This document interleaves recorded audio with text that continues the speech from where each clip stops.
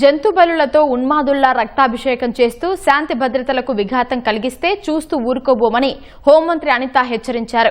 జగన్ జన్మదినం సందర్భంగా రాష్ట్రంలో పలుచోట్ల ఆ పార్టీ నేతలు మూగజీవాల్ని బలి ఇచ్చి చేసిన రక్తాభిషేకంపై మండిపడ్డారు. రోడ్లపైకి వచ్చి కత్తులు పట్టుకుని తిరిగితే కఠిన చర్యలు తప్పవన్నారు. రక్తాభిషేకం చేసిన వాళ్లంతా కటకటాల్లో ఉన్నారని చెప్పారు. చిన్నపిల్లలను కూడా సైకోలు ఉన్మాదుల్లా తయారు చేస్తున్నారని మంత్రి ఆవేదన వ్యక్తం చేశారు. టీనేజ్ పిల్లల జీవితాలతో ఆటలు ఆడుకుంటున్నారని చెప్పారు. రాష్ట్రాభివృద్ధికి ఆటంకం కలిగించేందుకు ఎంతకైనా దిగజారుతున్నారని ధ్వజమెత్తారు. ఈరోజు కొంతమంది వాళ్ళ నాయకుడు తాలూకా పుట్టినరోజులకి కేకులు కట్ చేసే కత్తి ఈ రకంగా ఉంటుందని నాకు ఈరోజే తెలిసిందండి. అదే కత్తితో జంతు బలి చేసి ఒక మూగజీవాల ఉసురు తీసుకోవటమే కాకుండా వాళ్ళ నాయకుడు తాలూకా ఫ్లెక్సీలో ఫోటోలకి అభిషేకాలు చేసి రప్పారప్పమని నరుకుతాం, 2029లో ఇదే రిపీట్ అవుద్ది అని చెప్పి స్లోగన్లు ఇచ్చుకునే పరిస్థితి.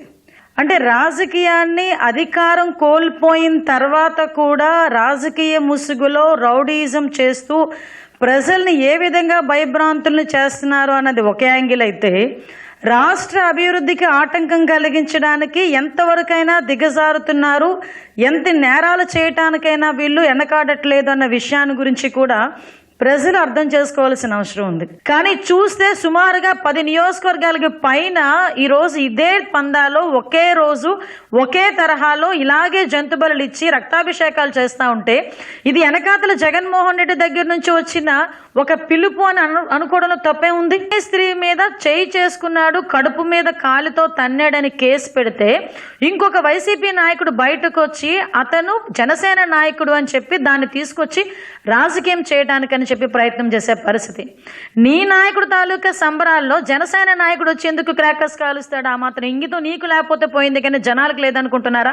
17 సంవత్సరాలు 18 సంవత్సరాల పిల్లలు ఈరోజు కత్తులు పట్టుకుని రోడ్డు మీదకి వచ్చి నరుకుతాం చంపుతాం అని చెప్తా ఉంటే ఒక పార్టీ నడుపుతున్న వ్యక్తివి బయటకు వచ్చి ఇది తప్పు అని చెప్పే ధైర్యం లేదు, తప్పు అని చెప్పడానికి కూడా నీకు మనసు రావట్లేదు, మాట రావట్లేదంటే ఏంటి నీ ఉద్దేశం?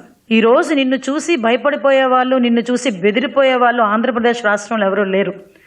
నేరాల్ని ప్రోత్సహించే పరిస్థితి నీదైతే నేరాలను అరికట్టడానికి ఇక్కడ ఉన్నది సిబిఎన్.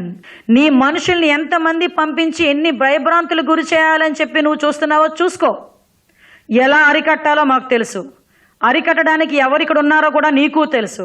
ఇష్టానుసారంగా రోడ్ల మీదకి వస్తాం, కత్తులు పట్టుకొని తిరుగుతాం, కొడవళ్ళు పట్టుకొని తిరుగుతాం, రప్పా నరుగుతామని చెప్పి రెచ్చిపోయి రోడ్డు మీదకి వచ్చి ఉన్మాదం చేయడానికి గనక ప్రయత్నం చేసిన ఆ ఆలోచన వచ్చినా ఒక్కసారి గుర్తుపెట్టుకో, ఎవరిని వదిలిపెట్టేది లేదు.